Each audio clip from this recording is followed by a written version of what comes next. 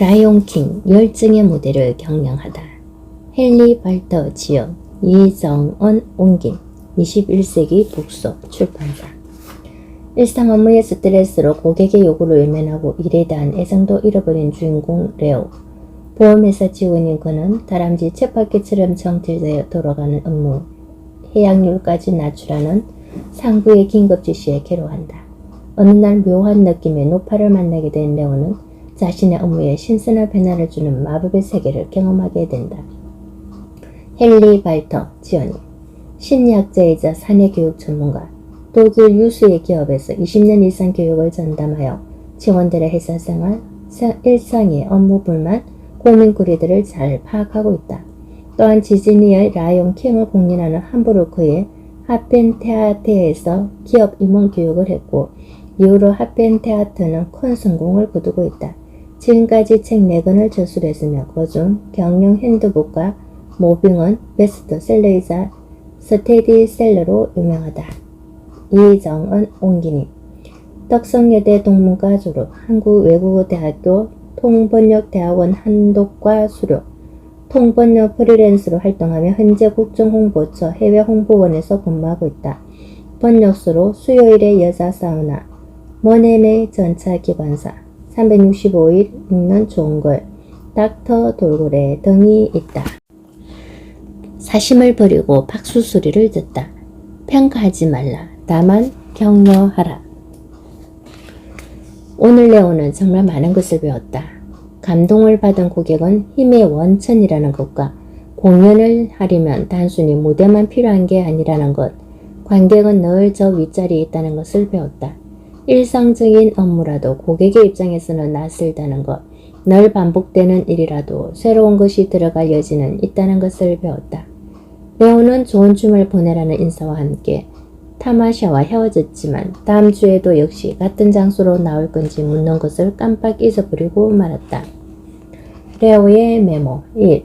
고객을 붙잡으려 하지 말고 감동시켜라. 2. 박수를 받은 만큼 완벽을 추구하라. 정돈되고 정교한 모습이 중요하다. 고객은 보이지 않는 무질서도 알아차린다. 규정은 일의 지침서다. 즉 완벽을 가늠하는 품질 구격서다. 퀄리티를 원한다면 고생도 불사해야 한다. 감동적인 퀄리티는 규율과 누룩 없이는 있을 수 없다. 박수 받을 만큼 해야 한다. 박수는 힘을 준다. 매일을 공연 첫날처럼. 레오에게 깊은 인상을 남겼던 것은 박수였다. 그는 그렇게 좋은 기분과 강렬한 느낌을 지금껏 체험해보지 못했다. 그런 박수만 받는다면 뭐든 기꺼이 할 것 같았다. 단지 그런 박수를 보험회사에 어떻게 적용하면 좋을지가 관건이었다. 레오는 그날 이후로 줄곧 박수에 대해 곰곰이 생각해 보았다. 회사에 어디에서 그런 박수를 보내는지, 박수를 받고 싶어하는 사람들이 있는지 알아보려고 애쓰면서 직원들을 찬찬히 눈여겨보았고 스스로를 되돌아보기도 했다. 하지만 그런 박수는 어디에도 없다는 것을 깨닫고 무척 놀랐다. 박수 대신 비난과 책망만 있을 뿐이었다. 누가 어떻게 하든 늘 지적만 당한다는 맨델의 말은 옳았다. 회사에서 탁월하게 업무 능력을 발휘하는 사람이 없다는 인상을 받았다. 박수를 받고 칭찬을 듣거나 인정을 받는 사람이 없었다. 어떤 부수도 다른 부수에 성과를 내주었다고 고마워하지 않았고 동료에게 도와줘서 고맙다는 인사를 전하지도 않았다. 이 사람도 부하 직원이 열의를 보여도 그다지 좋아하지 않았다. 대신에 사람들은 불평과 불만을 쏟아내고 꿈을 대며 다투기 일쑤였다. 이런 레오는 생각했다. 이 무대에서는 야유 소리가 들렸다. 그런데도 과감히 무대 앞으로 나가는 사람들은 용감 그 자체였다. 그러느니 구석에 조용히 앉아 꼼지락거리면서 거저 눈에 띄지 않는 것이 상책이라 생각하는 사람들의 심정이 이해되었다. 끔찍했다. 늘 욕을 먹고 지적만 당한다면 열심히 하려고 하다가도 관두는 것이 당연했다. 물론 지적을 당하는 사람들은 나름대로 변명의 여지가 있을 것이다. 이를 거르치려고 작정한 사람은 없을 테니 말이다. 그렇게 된 데는 나름대로의 이유가 있기에 마련이다. 대체로 시스템이라든지 컴퓨터나 다른 어떤 것에 탓일 때가 많았다. 어쨌든 잘못에 대해 기꺼이 책임지려는 사람은 아무도 없었다. 만약 어떤 잘못에 대해 일회라는 원인을 발견했다면 근본적인 원인은 일회가 아니라 구체적인 인물, 어쩌면 자신의 책임이라는 것을 아무도 눈치채지 못하도록 똑같은 잘못을 되풀이하는 노련한 사람일 수도 있다. 날카롭든 상냥하든 지적을 하면 머지않아 또 다른 잘못으로 연결되었다. 악순환이었다. 이 악순환의 고리를 끊을 수 있는 것은 오로지 칭찬뿐이었다. 칭찬을 받는 순간에 겉으로 훌륭한 성과를 낸 것이 자신의 공로가 아니라 다른 무엇 때문이라고 말할 바보는 아마 없을 것이다. 그리고 주변의 의심을 확신으로 굳히기 위해 더욱 노력할 것이 분명했다. 결국에는 설마라고 생각했던 사람들에게 성과의 공로는 오로지 자신에게 있다는 것을 당당하게 증명해 보일 것이다. 말하자면 칭찬은 최고의 실적을 끌어내는 원동력이며 성공의 호순환으로 통하는 출발선이었다. 칭찬과 박수는 힘을 실어주었다. 그래서 레오는 화요일 저녁 이제부터 체계적으로 박수 문화를 정착해야겠다는 결심을 굳혔다. 그는 부스의 박수를 형식화하기로 했다. 공연이 끝난 뒤 관객이 박수를 보내고 배우들이 관객의 박수에 호응하려고 무대 앞으로 나오듯이 말이다. 회의마다 박수 한 건을 올리고 모두가 뭔가에 대한 또는 누군가를 칭찬하는 방식이었다. 예외도 없고 빼놓은 것도 용납하지 않을 작정이다. 칭찬거리는 늘 있게 마련이었다. 단지 칭찬거리를 볼 줄 알고 그것으로 표현할 줄 아는 연습이 필요했다. 칭찬하기란 그리 간단하게 할 수 있는 게 아니기 때문이다. 레오의 칭찬하기는 수요일 클라보스의 사무실에 들어서면서 시작되었다. 우와, 꽃이 정말 예쁘군요. 몇 주 사이에 사무실이 환해졌어요. 그 말을 들은 클라보스는 좋아하기는커녕 당황한 듯 레오를 쳐다보았다. 그리고는 더듬거리며 말했다.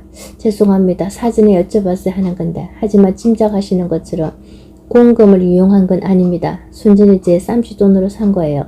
클라버스 씨, 그런 말이 아니라 당황한 그늘을 달래기 위해 이번에는 오히려 레오가 손수레를 쳐야 했다. 꽃을 보니 기분이 좋아서 하는 소리예요. 뭐라고 야단을 치는 게 아니에요. 아, 그러셨군요. 그리고 나서 클라버스는 애꿎은 치마만 일일이 쓸어내리며 중얼거렸다. 그러니까 제 생각에는 왜냐면 내가 칭찬에 인색했어요? 레오는 단독지옥적으로 물어봤다. 말하자면 그렇게 되네요. 이렇게 말한 뒤 그녀는 당황하며 꽃을 이리저리 살폈다. 어쨌든 꽃이 마음에 드신다니 다행이에요. 레오의 칭찬 공수에 뜻밖이라는 반응을 보인 사람은 클라버스만이 아니었다. 다른 직원도 마찬가지여서 반사적으로 변명을 늘어놓아야 했다. 그럴 만한 사안이 전혀 아니었는데도 말이다. 직원들은 칭찬을 지적으로 받아들일 만큼 칭찬에 익숙하지 않았던 것이다. 반대로 상대방이 지적할 때 어떻게 대응해야 하는지에 대해서는 잘 알고 있었다. 부스 회의 때 박수를 전기 안건으로 챙기자는 레오의 의견에 모두들 의외라는 반응이 있었다. 최근 세미나에 다녀온 것도 아닌데 기발한 책이라도 읽은 모양이군. 한제 클로버는 노골적으로 놀라움을 표현했다. 레오는 그런 반응을 즐기기라도 하는 듯 웃으며 고개를 저었다. 그게 아니라 뮤지컬을 보고 그런 생각을 하게 되었지요. 레오는 허심탄회하게 털어놓았다. 직원들이 놀란 표정으로 레오를 바라보자 그는 자기가 확신을 얻은 부분에 대해 설명했다. 공연에 참여하는 사람들은 공연이 끝난 뒤 관객에게 큰 박수를 받을 때 비로소 공연이 훌륭했다는 것을 알게 됩니다. 물론 공연 중간중간마다 박수가 터져 나오기도 하지만 일반적으로 고객의 품질에 대한 판단을 내리는 순간은 명백하게 정해져 있습니다. 다시 말해 마지막이 내려간 다음이지요.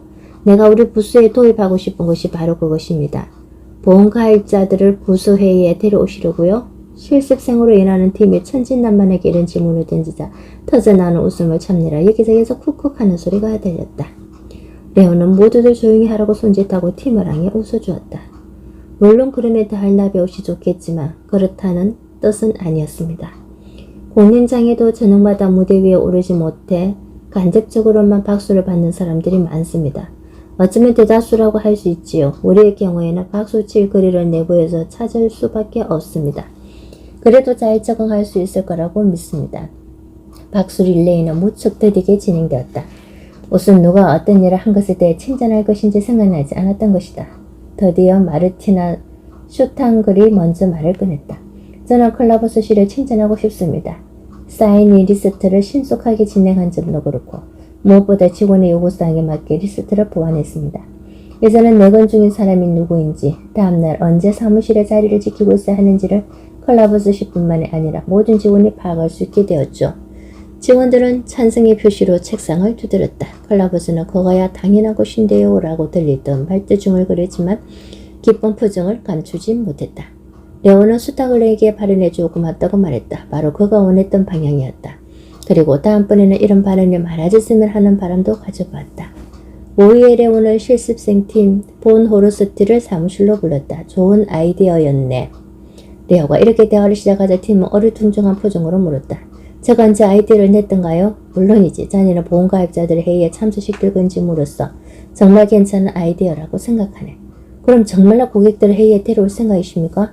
팀은 눈알이 튀어나올 것처럼 놀라 물었다. 레오는 웃으며 대답했다. 꼭 그런 것은 아니지만 고객이 우리와 거래할 때 어떤 기분일지 궁금하지 않나? 그것에 대해 본격적으로 파고들 생각은 없나?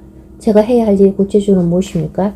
고객의 반응을 일주일간 관찰한 다음 매주 수요일 부수 회의 때 결과를 발표하는 것에 팀은 이런 임무가 떨어진 것에 취급할 나머지 방어적인 태도를 취하기 시작했다. 제가 그런 일을 하기에는 이곳 사정을 너무 모르는 게 아닌가 하는 생각이 듭니다만 그래서 자네에게 노련한 직원을 한 명 붙어주려고 하네. 바로 맨델 씨야. 레오는 수화기를 들어 맨델에게도 자기 방으로 오라고 불렀다. 몇 분 뒤 맨델은 레오 위에 사무실 탁장에 앉아 뭔가를 생각하는 듯 입술을 삐죽거렸다. 카리히너 씨, 박수를 받고 싶으시다면 경고를 하나 하고 싶군요. 레오는 속으로 좋았어 라고 생각했다.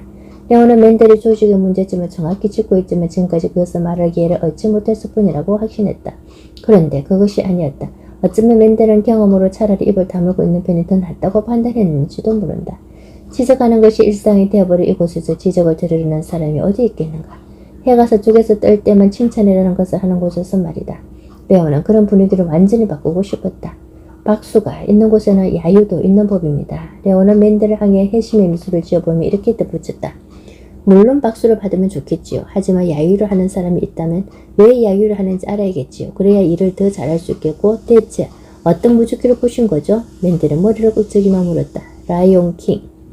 레오는 솔직히 대답했다. 하지만 설마 저희들을 궁정부정한 자주가 하도 아침마다 기분 좋은 소식만 보고하라는 것은 아니겠지요?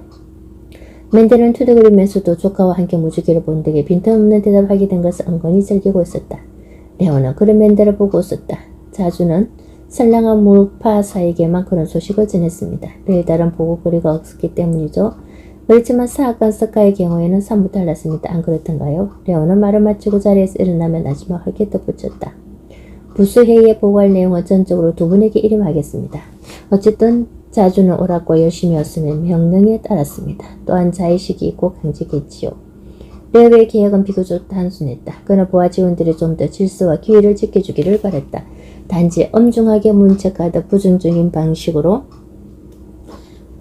밀어붙이는 것이 아니라 칭찬하고 인정해주는 긍정적인 방식으로 의욕을 북돋아주고 싶었다. 노력이 같이 있다는 것을 알게 되면 억지로 하거나 아예 손을 놓았던 일도 차차 즐거운 마음으로 하게 될 것이다. 맨들에게 고객을 관찰하라고 지시한 것은 용감하거나 혹은 무모하거나 둘 중 하나였다. 그가 일부러 태면한 근무 태도와 실수를 덮어두려 했다는 사실을 엿들은 사람은 다름 아니 레오 자신이 아닌가. 하지만 레오는 자신의 육감을 믿었다. 그리고 그 육감을 레오에게 맨델이 책임자라고 말해주었다. 그는 분명 고객에 관한 탁월한 직감을 갖고 있었다. 그래서 않다면 고객 만족을 기대할 수 없을 만큼 문제투성인 업무 방식이 겉으로 절망하지 않았을 것이다. 어쨌든 맨델은 그동안 절망만 하다가 이제는 위험을 무릅쓰지 않고도 고객의 관점에서 개선 방안을 충분히 제안할 기회를 갖게 되었다. 공정보좌관이자 소식통인 자주와 마찬가지로 맨델은 나쁜 소식이라도 있는 그대로 보고하면 될 뿐 자신이 문제의 학은이 될 염려는 없었다. 때문에 맨델은 이럴 것이 없었고 어쩌면 자주와 마찬가지로 진실을 말할 용기를 얻게 될지도 모른다. 풋내기인 팀 본 호르스트도 이음조에서 자신의 몫을 잘해 나갈 것이다. 팀은 맨델의 눈조차 피해갔을지 모르는 잘못된 관행을 꼬집을 자질이 충분히 있는 데다 어쩌면 냉소적인 맨델의 태도를 바꿀 정도로 의욕을 보일지도 모른다. 또 한편으로 맨델은 팀에게 노련한 선임자의 면모를 과시할 수도 있다. 이렇게 해서 두 사람은 최고의 실적을 내도록 서로를 자극하는 관계가 될 수 있다. 레오는 우선 고객 만족을 위해 자신의 부수에서 어떤 점을 고칠 수 있을지에 관한 아이디어를 많이 얻고 그 다음에는 진정어른 박수를 받기를 바랐다. 하지만 무엇보다 그가 원하는 것은 박수를 받은 사람들이 질서와 규율에 좀 더 무게를 두는 것이었다. 어차피 맨델의 수고를 통해 레오는 직원들에게 고객 중심주의를 강하게 주문할 생각이었다. 그렇게만 되면 해양률은 저절로 떨어지게 될 것이다. 이번 주 금요일 간부회의는 마음 편히 지나갔다. 사장이 해양률 제고 계약을 기대하는 것이 있다는 것. 그리고 4주 뒤가 마감 시한이라는 내용이 거론되었을 때 레오는 자신의 메모지를 떠올렸다. 그는 책상의 방향을 잡았으며 그 결과가 나타날 거라고 믿었다. 레오는 4주 뒤 괴량화한 첫 번째 성과를 보이리라고, 성과가 박수로 나타나리라고 확신했다. 레오는 이른 오후 흐뭇한 기분으로 사무실을 나와 도심공원을 가로질러 호수로 향했다. 타마사에게 최근 일어난 일련의 사건을 이야기하기 위해서였다. 그가 옳다며 부하 직원들한테 기대할 수 없었던 박수를 타마사한테서나 받을 수 있다고 믿었다. 사람들은 자기 윗사람에게는 박수를 치지 않는다. 수요일 회의에서도 사인인 리스트를 제안한 사람은 레오였는데 정작 칭찬받는 사람은 콜라버스였다. 그러나 그런 것은 아무래도 좋았다. 어쨌든 발전적인 방향으로 나아가고 있으니까 말이다. 그래도 레오는 은근히 칭찬을 기대했다. 이런 기대가 무색하게도 타마샤의 반응은 너무 차분했다. 시장은 좋군. 제대로 이해한 부분이 있기는 해. 가능성 보이지만 여전히 갈 길이 멀어. 타마샤의 말에 레오는 속상해서 팔짱을 끼었다. 뭐? 고작 한다는 말이 시작은 좋다고? 대체 무슨 심산이지? 그러다가 부록 화를 냈다. 저는 말씀하신 그대로 했어요. 규정은 완벽을 추구하는데 길잡이 역할을 한다고 하셨잖아요. 회사를 하루아침에 바꿀 수는 없어요. 우선 규정을 고객 중심이란 기조에 맞춰 천천히 검토해야 하고 필요한 경우에는 수정과 보완을 거쳐야 해요. 타마샤가 잠잠고 듣고 있자 레오는 계속해서 말했다. 하지만 중요한 것은 직원들도 눈치챘던 이랬을 때 그만한 까부치고 있어야 한다는 겁니다. 제가 지휘본부의 치프콜러로서 하루에 수천 가지나 되는 지시를 내려도 결국 모두가 박수를 받습니다. 지금 모두가 참여한 것이니까요. 여기저기서 야유를 퍼부을 수도 있겠죠.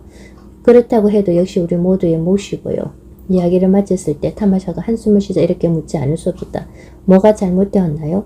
레오는 뭔가 잘못되었다는 것을 알았지만 그것이 뭔지 알 수 없었다. 레오는 숨김없이 자신의 의견을 말했지만 오히려 확신이 줄어든 기분이었다. 자네 말이 옳아.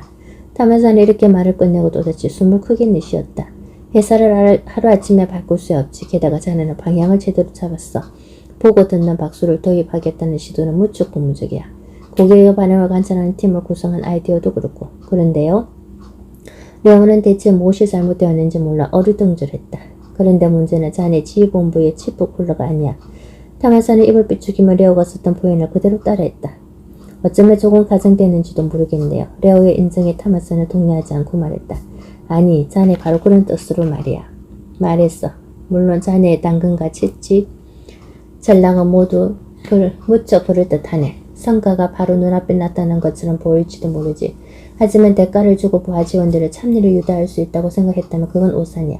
대가를 주다니요? 레오는 깜짝 놀라 말했다. 돈에 대해서는 조금 언급하지 않았습니다. 물론 그랬겠지. 그런데 박수를 형식화해서 봉급 인상보다 더 저렴한 방법으로 성과를 거두려고 생각한다면 오산이라 말이지. 직원들은 바보가 아니야. 그들은 그런 얄팍한 속셈을 깨뜨려 보았을 거야. 참느라고 마음에서 우러나와야 해. 하지만 박수는 이를 훈련해낸 데에 대한 보상이라고 하셨잖아요. 레오의 반항기가 솟구쳤다. 받을만 하다면 그렇지. 하지만 자네가 하려는 것은 달라. 박수로 그래야 하는 것일 수도 있어. 타마샤는 레오의 손을 잡았다. 이봐. 하펜테아트 사람들은 입장권을 팔았어.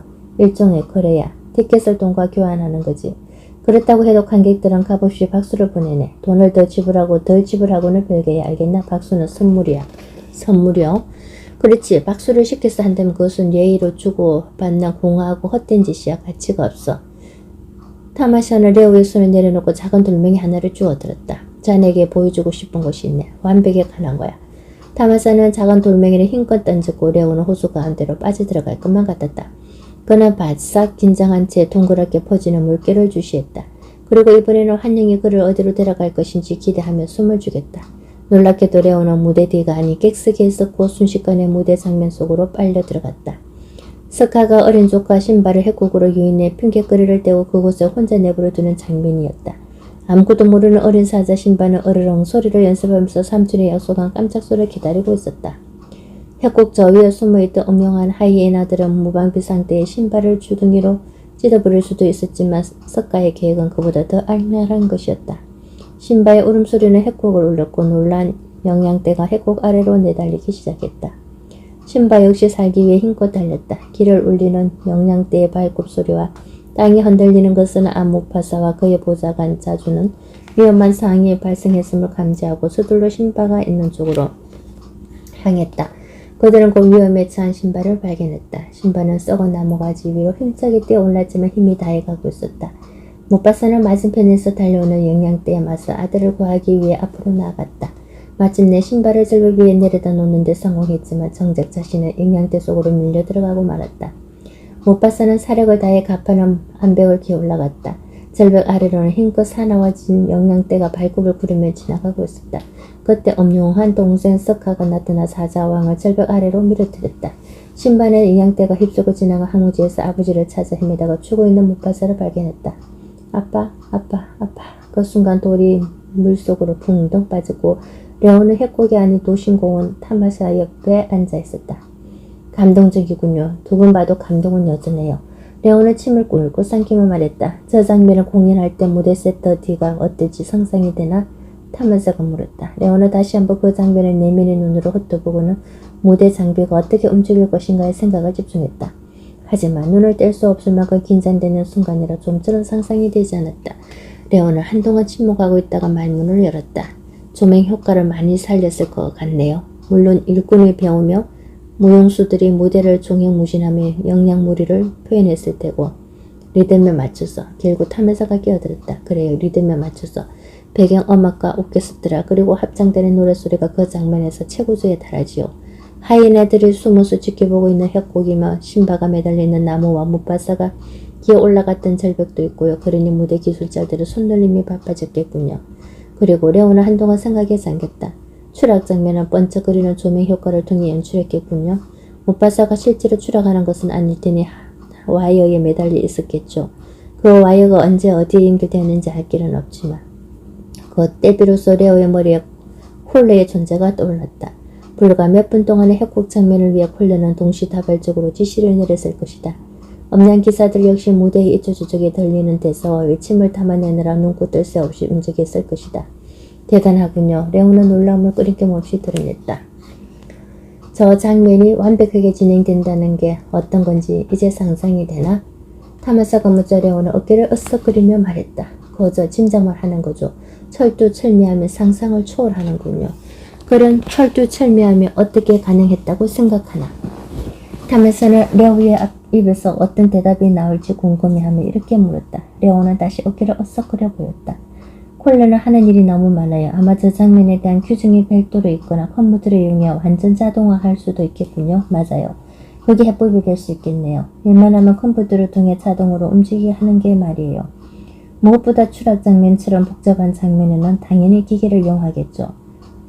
다른 방법을 동원하면 위험천만하니까요. 타면사가 웃자 레오는 자신이 다시 함정에 걸렸다는 것을 알았다. 좋아요, 좋아. 또 바보 같은 말을 했나 보군요. 그렇다면 실제로는 어떤가요?